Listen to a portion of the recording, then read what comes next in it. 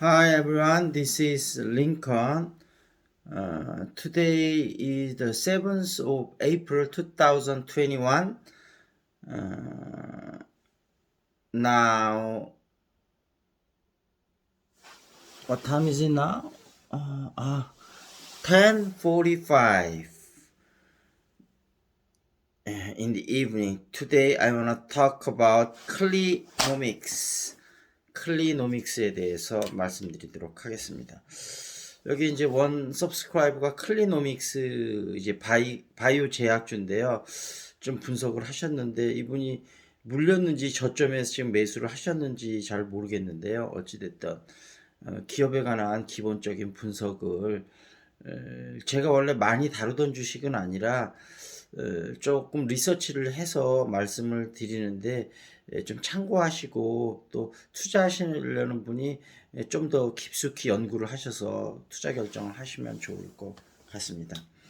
일단은 2011년 6월 21일 날 회사를 만들었고요. 그러니까 거의 딱 한 10년 정도 됐네요. 10년 조금 안 됐는데 거의 10년 됐다고 보면 될 것 같고, 상장은 2020년 12월 4일 날 했으니까 정말 얼마 안 됐네요. 상장한 지가 몇 개월밖에 안 됐습니다. 그리고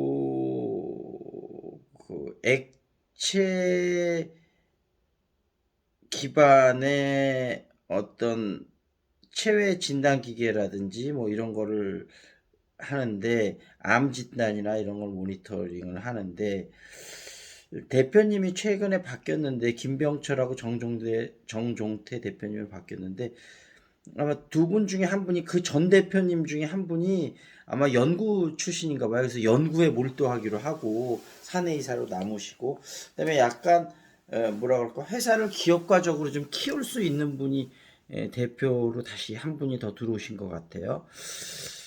그리고 그 일단 파이낸셜 피겨를 보면 2019년하고 2020년에 19년에는 41억, 2020년에는 98억, 그리고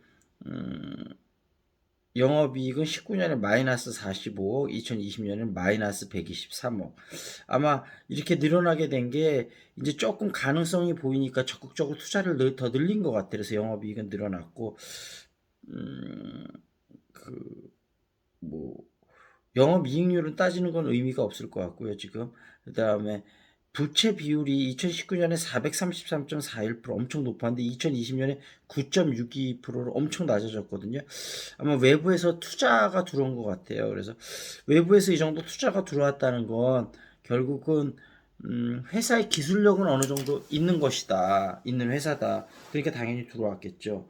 그래서 그 리퀴드 바이옵시라고 하는데, 리퀴드는 액체고 그다음에 바이옵시는 생체 시료거든요. 그러니까 생체 시료라는 게 어떤 뜻이냐면 침이나 눈물, 땀, 혈액, 소변 이런 거를 갖고 이제 병을 진단하는데, 특히 암 진단 쪽에 많이 하는가 봐요. 그래서 그 암세포가 생기면 그게 좀 깨져갖고 이런데 이렇게 묻어난다고 합니다. 그런데 암이 원래 우리가 이제 이거를 발견할 수 있는 거는 암이 이제 생기고 0.5cm에서 2cm가 이후돼야 우리가 발견할 수 있는데,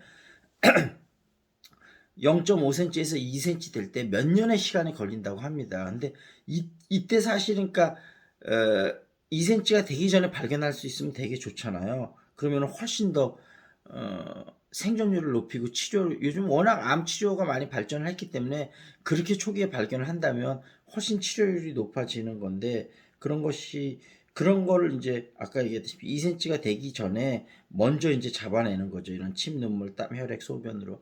그래서 어떻게 보면 우리 인류학적으로도 굉장히 좀 좋은 부분일 것 같습니다. 그렇게 빨리 진단할 수 있다는 게요. 이 회사가 잘 됐으면 좋겠습니다.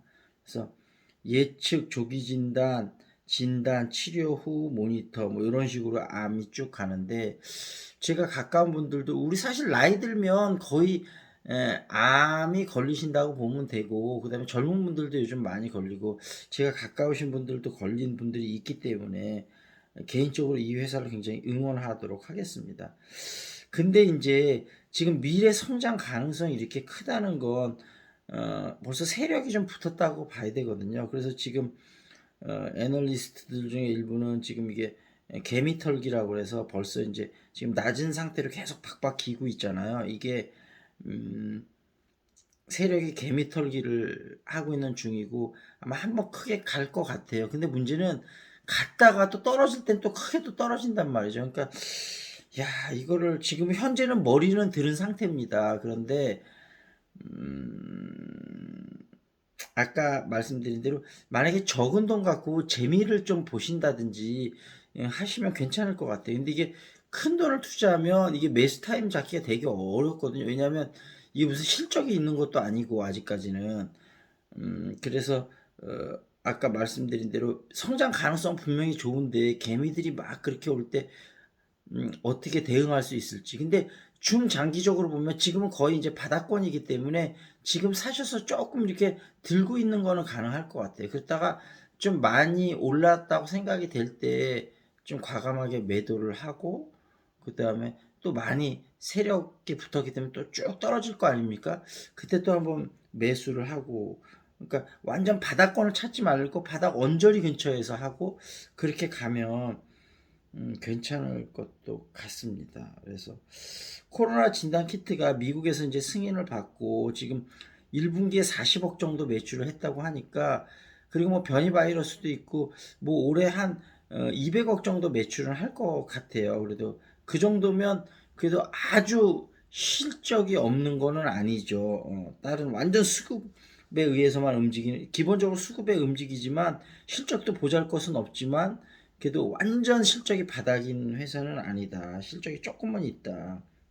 그리고 아까 얘기했다시피 이제 게놈 프로젝트 이제 사실은 게놈 지도가 2003년도인가 완성이 됐고 우리나라는 한국인 게놈 지도가 완성된 거는 2008년도에 완성이 됐다 그러네요. 근데 지금은 뭐 다른 동물들의 게놈 프로젝트를 완성을 시키면서 어떤 기술력을 쌓아가고 있고 그런 기술력들이 아까 얘기했다시피 그런 어, 이제 그 리퀴드 바이옵시에 다 도움이 되는 거겠죠. 그래서 어찌됐든 병을 빨리 진단을 하는 거죠.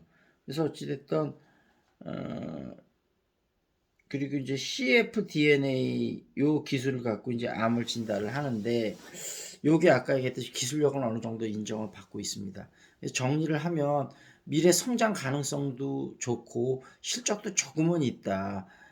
근데 이제 세력이 지금 붙었다고 봐야 되기 때문에 어찌됐든 지금 바닥권이기 때문에 저가로 매수해서 조금 들고 가시다가 어느 정도 수익이 냈을 때 한번 털 수도 있고 아니면은 아예 그냥 세력이 완전 작전 붙을 때까지 기다려서 고점 쭉 기다렸다가 이게 고점 언저리다 싶으면 한번 털고 나올 수도 있고 그럴 것 같습니다. 그래서 리스크가 좀 있기는 하지만 성장 가능성이 커서 그렇게 조심스럽게 한번 접근해 보는 것은 가능할 것 같다. 그런 말씀을 드리도록 하겠습니다.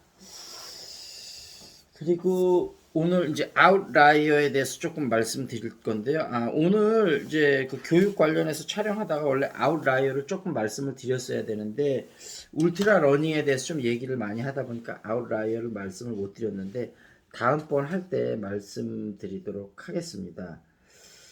그래서 지금 이제 그 뭐 작곡가를 그렇고 뭐를 봐도 10,000시간 정도의 듣는다고 했잖아요. 저도 리스닝 할 때 영어 10,000시간 정도는 들었던 것 같아요. 그래야 어느 정도 잘 들리는 것이 아닌가. 그래서 여기서 빌 조이의 얘기를 하네요. 1971년 키 크고 조금 모자란 듯 보이는 16살 소년이 있었다. MIT나 칼텍, 워틀로 대학 등 외모와 상관없이 수업을 꽉 잡고 있는 이런 학생들을 매년 수십 명씩 데리고 간다. 빌의 아버지 윌리엄은 아들의 어린 시절 모습을 이렇게 전한다. 알고 싶다는 것이 뭔지도 모를 나이부터 빌은 모든 것을 알고 싶어하는 꼬마였어요. 아들이 질문을 하면 우린 대답할 수 있는 건 뭐든지 대답해줬죠.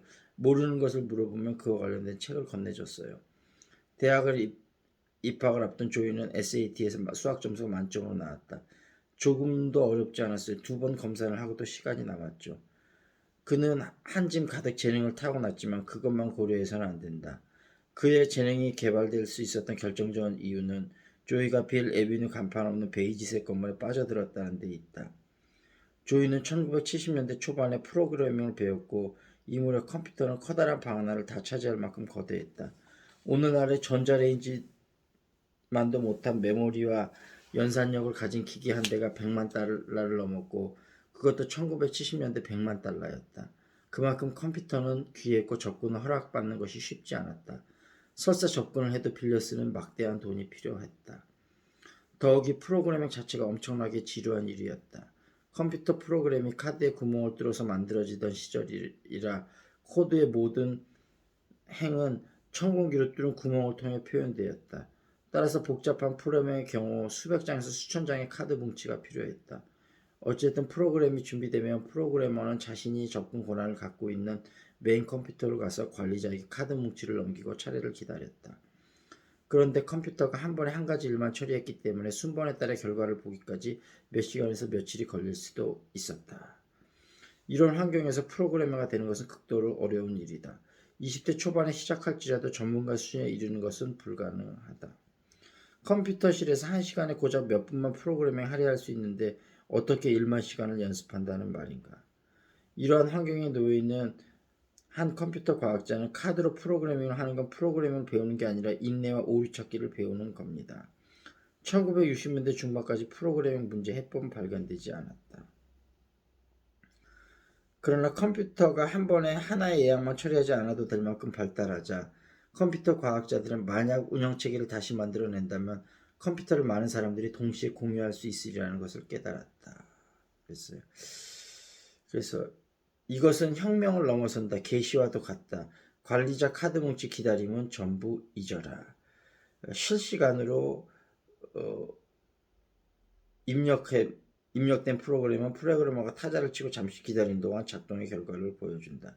이것은 최초로 카드 시스템에서 공유 시스템으로 전환한 미시간 대학에서 벌어졌다. 1967년 공유 시스템의 프로토타입이 건설되어 작동하기 시작했는데 미시간 대학은 1970년대 초반에 100여 명의 컴퓨터 센터에 한꺼번에 프로그래밍을 할 수 있는 여력을 갖췄다. 이것이 1971년 가을 빌 조이가 앤 하버 캠퍼스에서 만난 기회였다. 그래서 그런 기회를 떠올리는 거였죠. 그래서 결국 엄청난 연습을 할 수 있었던 조이는 유닉스 코드를 다시 쓰는 문제가 불거졌을 때 그것을 맞출 수 있었다. 조이는 미시건에서 하루 8시간에서 10시간 프로그래밍을 했어요. 버클리에 있을 때는 밤낮으로 프로그래밍을 했죠. 집에 단말기를 갖다 놓고 새벽 2시까지 하다가 키보드 위에서 잠들어 버린 적도 많았죠. 그러면 어떻게 되는지 아세요? 키가 계속 눌려 있어 삐삐삐 하는 소리가 나죠. 그렇게 3번쯤 키보드에 머리를 박고 나면 침대로 갑니다. 그렇죠? 그래서 1만 시간이 됐습니다. 그래서 이제 나중에 이제 뭐 성공을 하게 되는 거죠. 여기서 첫 번째 증거 빌 조이.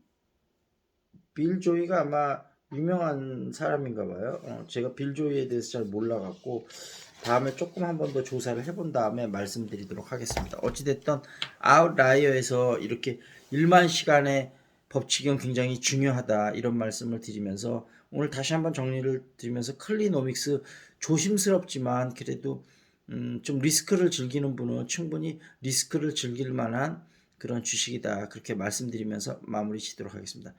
자, that's it. This is Lincoln. See you next time.